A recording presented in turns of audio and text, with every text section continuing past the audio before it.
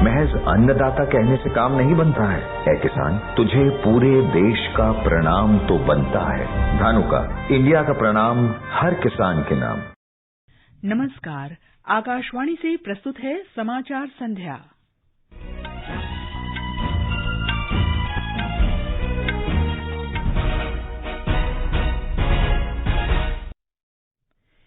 लोकसभा ने वित्त वर्ष 2023-24 के लिए लगभग 45 लाख करोड़ रुपए के व्यय को अधिकृत करने वाली अनुदान मांगों को हंगामे के बीच ध्वनिमत से पारित कर दिया।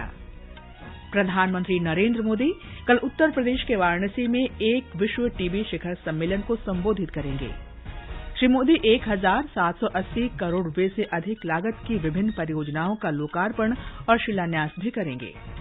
केंद्रीय गृह मंत्री अमित शाह कल बेंगलुरु में मादक पदार्थों की तस्करी और राष्ट्रीय सुरक्षा पर क्षेत्रीय सम्मेलन की अध्यक्षता करेंगे। कृषि मंत्री नरेंद्र सिंह तोमर ने राष्ट्रीय फसल बीमा पोर्टल के माध्यम से किसानों के दावों के वितरण के लिए डिजिक्लेम की शुरुआत की। खेलों में भारत ने असम के तामुलपुर में एशियाई खो-खो चैंपियनशिप के पुरुष और महिला दोनों वर्ग में खिताब जीते और भोपाल में अंतर्राष्ट्रीय निशानेबाजी खेल महासंघ विश्व कप चैंपियनशिप में भारत ने एक रजत और एक कांस्य पदक जीता।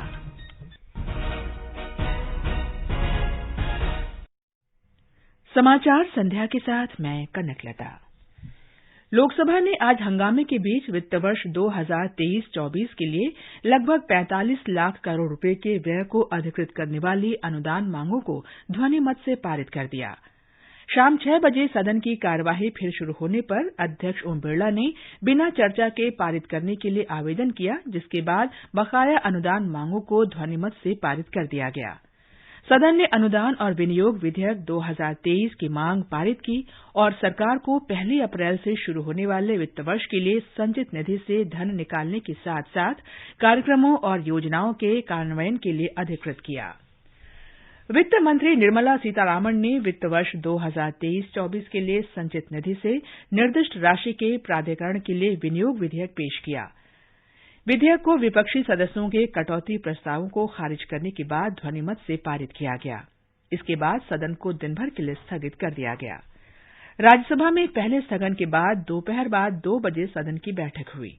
सत्ता पक्ष और विपक्षी सदस्यों ने अपनी मांगों को लेकर नारेबाजी शुरू कर दी, जिसके बाद सदन की कार्यवाही दिन भर के लिए स्थगित कर दी गई। देश में वर्ष 2017 से 2021 तक वन क्षेत्र में 5,500 वर्ग किलोमीटर से अधिक की वृद्धि हुई है। पर्यावरण, वन और जलवायु परिवर्तन राज्य मंत्री अश्विनी कुमार चौबे ने आज राज्यसभा में एक प्रश्न के लिखित उत्तर में कहा कि देश की वन स्थिति रिपोर्ट के अनुसार कुछ राज्यों में वन क्षेत्र में वृद्धि हुई है, जबकि कुछ अन्य राज्यों में इसमें गिरावट आई है। खेल मंत्री अनुराग सिंह ठाकुर ने कहा है कि सरकार ने मणिपुर के इम्फाल में राष्ट्रीय खेल विश्वविद्यालय की स्थापना की है। राज्यसभा में एक लिखित उत्तर में उन्होंने कहा कि यह देश में अपनी तरह का पहला विशेष विश्वविद्यालय है। गुजरात में सूरत की एक अदालत ने कांग्रेस नेता राहुल गांधी को मोदी सरनेम को लेकर वर्ष 2019 में की गई टिप्पणी के आपराधिक मानहानि मामले में दोषी करार दिया है। कांग्रेस नेता ने लोकसभा चुनाव से पहले कर्नाटक के कोल्लार में एक जनसभा को संबोधित करते हुए आपत्तिजनक टिप्पणी की थी। अदालत ने उन्हें 2 वर्ष जेल की सजा भी सुनाई है। रक्षा मंत्री राजनाथ सिंह ने कहा है कि कांग्रेस नेता राहुल गांधी को मानहानि के मामले में सूरत की अदालत के आज के फैसले को एक सीख के तौर पर लेना चाहिए, क्योंकि शब्द हथियारों से ज्यादा चोट पहुंचाते हैं। मीडिया एजेंसी से बातचीत में श्री सिंह ने कहा कि इस घटना से सभी को सीखना चाहिए कि सार्वजनिक रूप से बोलते समय सीमा पार न हो। राहुल जी को इस सच्चाई को स्वीकार करना चाहिए कि शब्दों की चोट शस्त्रों की चोट से ज्यादा गहरी और पीड़ादायी होती है, और शब्द जब अनर्गल और झूठे हों तब तो चोट और गहरी और कष्टदायी हो जाती है। इसलिए हमारी कानूनी व्यवस्था में अनर्गल बेतुके आरोप लगाने वालों पर सजा का सीधा प्राविधान है, और मुझे विश्वास है इस न्यायिक आदेश से सीख लेते हुए हम सभी को यह सुनिश्चित करना चाहिए कि सार्वजनिक जीवन में शब्दों की मर्यादा किसी भी सूरत में टूटने न पाए। प्रधानमंत्री नरेंद्र मोदी कल उत्तर प्रदेश में अपने संसदीय क्षेत्र वाराणसी का दौरा करेंगे। एक विश्व टीबी सम्मेलन को संबोधित करने के अलावा प्रधानमंत्री 1,780 करोड़ रुपए से अधिक लागत वाली विभिन्न परियोजनाओं का लोकार्पण और शिलान्यास भी करेंगे। श्री मोदी वाराणसी कैंट स्टेशन से गोदौलिया तक पैसेंजर रोपवे का शिलान्यास करेंगे। तीर्थयात्रियों के लिए ये अनूठी सुविधा होगी। बोलीविया और मैक्सिको के बाद भारत दुनिया का तीसरा ऐसा देश होगा जहां इस प्रकार का रोपवे सार्वजनिक परिवहन के लिए इस्तेमाल किया जाएगा। इस पूरे प्रोजेक्ट की लागत लगभग 645 करोड़ रुपए होगी और रोपवे लगभग 4.25 किलोमीटर लंबा होगा। ये रोपवे वाराणसी कैंट स्टेशन से शुरू होगा और पूरे सफर के दौरान कैंट, काशी विद्यापीठ, रथ यात्रा, चर्च और गोदौलिया सहित कुल 5 स्टेशन पड़ेंगे। रोपवे के बन जाने के बाद बनारस की भीड़ भाड़ से बचते हुए श्रद्धालु सीधे रेलवे स्टेशन से काशी विश्वनाथ मंदिर के बिल्कुल करीब पहुंच सकेंगे। सुशील चंद्र तिवारी, आकाशवाणी समाचार, वाराणसी। ये समाचार हमारी वेबसाइट newsonair.com/hindi और हमारे mobile app news on AIR पर भी उपलब्ध हैं। महज अन्नदाता कहने से काम नहीं बनता है। ऐ किसान, तुझे पूरे देश का प्रणाम तो बनता है। धानुका, इंडिया का प्रणाम हर किसान के नाम। समाचार संध्या में आपका फिर स्वागत है। गृहमंत्री अमित शाह कल बेंगलुरु में मादक पदार्थों की तस्करी और राष्ट्रीय सुरक्षा पर क्षेत्रीय सम्मेलन की अध्यक्षता करेंगे। बैठक के दौरान समुद्री मार्ग से मादक पदार्थों की तस्करी को रोकने के तरीकों और इसके तस्करों पर कड़ी कार्रवाई करने की नीति अपनाने जैसे पहलुओं पर जोर दिया जाएगा। राज्य और केंद्रीय ड्रग कानून प्रवर्तन एजेंसियों के बीच समन्वय और जागरूकता कार्यक्रम के माध्यम से नशीली दवाओं के दुरुपयोग को रोकने के अन्य पहलुओं पर बैठक के दौरान चर्चा की जाएगी। कृषि मंत्री नरेंद्र सिंह तोमर ने आज प्रधानमंत्री फसल बीमा योजना के तहत राष्ट्रीय फसल बीमा पोर्टल के माध्यम से दावा वितरण के लिए डिजी क्लेम की शुरुआत की।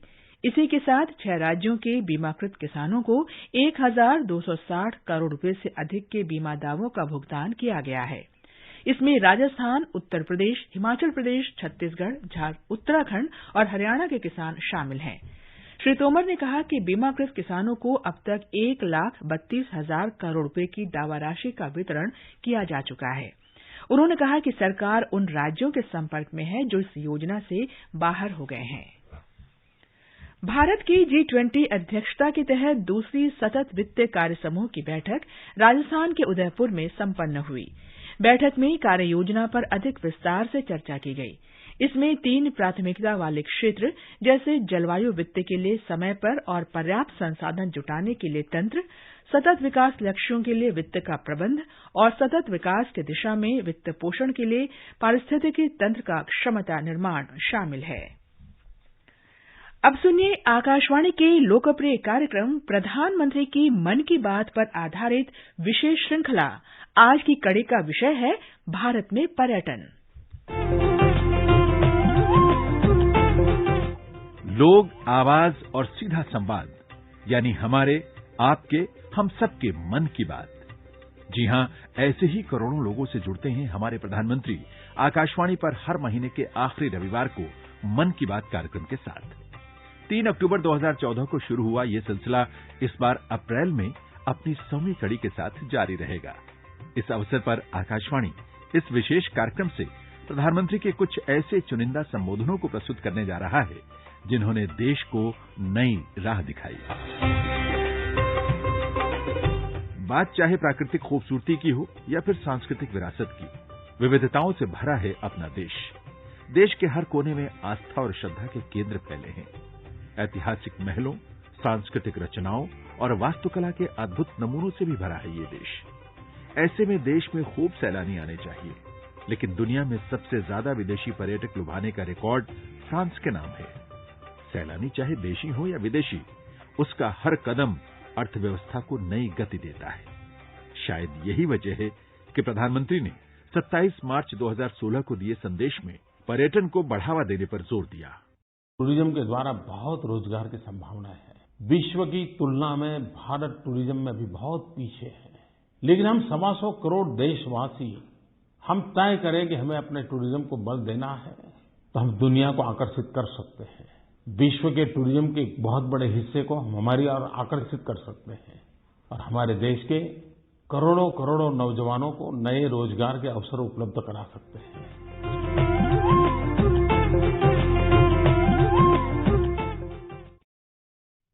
मन की बात पर आधारित विशेष श्रृंखला आप सुन सकते हैं प्रतिदिन सुबह 8 बजे समाचार प्रभात और रात 8:45 बजे समाचार संध्या में।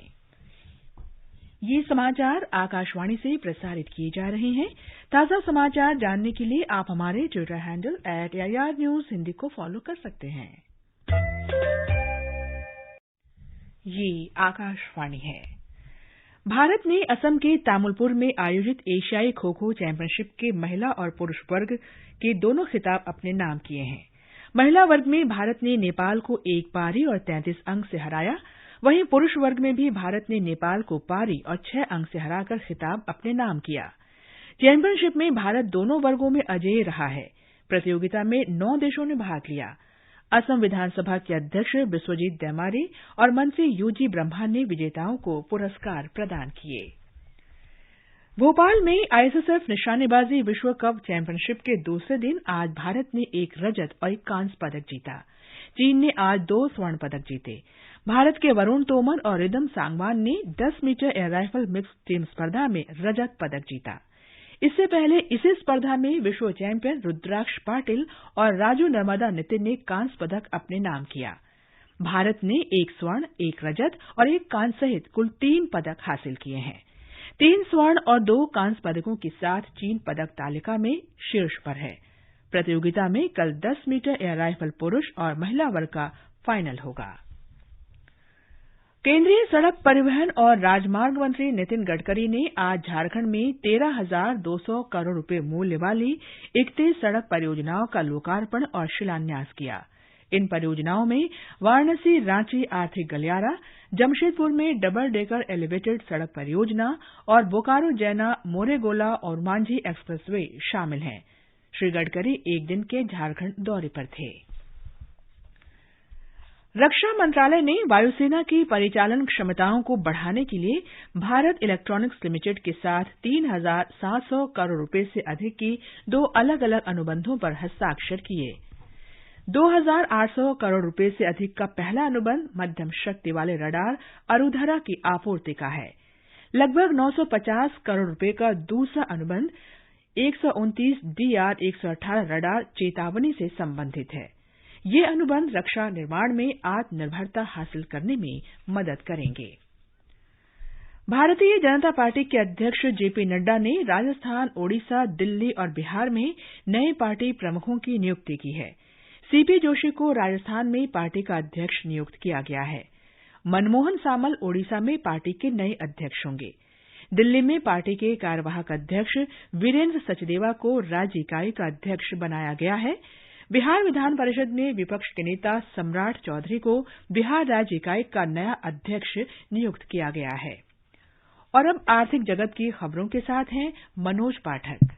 बॉम्बे स्टॉक एक्सचेंज का सेंसेक्स आज 289 अंक घटकर 57,925 पर बंद हुआ। उधर नेशनल स्टॉक एक्सचेंज का निफ्टी 75 अंक घटकर 17,077 दर्ज हुआ। अंतर बैंकिंग विदेशी मुद्रा बाजार में $1 की तुलना में रुपया 40 पैसे मजबूत होकर 82 रुपये 26 पैसे पर बंद हुआ और अंतर्राष्ट्रीय बाजारों में ब्रेंट कच्चे तेल की कीमत घटकर $76.53 प्रति बैरल के आसपास चल रही थी। अंत में मुख्य समाचार एक बार फिर। लोकसभा ने वित्त वर्ष 2023-24 के लिए लगभग 45 लाख करोड़ रुपए के व्यय को अधिकृत करने वाले अनुदान मांगों को हंगामे के बीच ध्वनिमत से पारित कर दिया। प्रधानमंत्री नरेंद्र मोदी कल उत्तर प्रदेश के वाराणसी में एक विश्व टीबी शिखर सम्मेलन को संबोधित करेंगे। श्री मोदी 1,780 करोड़ रुपए से अधिक लागत की विभिन्न परियोजनाओं का लोकार्पण और शिलान्यास भी करेंगे। केंद्रीय गृहमंत्री अमित शाह कल बेंगलुरु में मादक पदार्थों की तस्करी और राष्ट्रीय सुरक्षा पर क्षेत्रीय सम्मेलन की अध्यक्षता करेंगे। कृषि मंत्री नरेंद्र सिंह तोमर ने राष्ट्रीय फसल बीमा पोर्टल के माध्यम से किसानों के दावों के वितरण के लिए डिजिक्लेम की शुरुआत की। और खेलों में भारत ने असम के तामुलपुर में एशियाई खो खो चैंपियनशिप के पुरुष और महिला दोनों वर्ग में खिताब जीते। इसके साथ ही समाचार संध्या का ये अंक समाप्त हुआ। नमस्कार।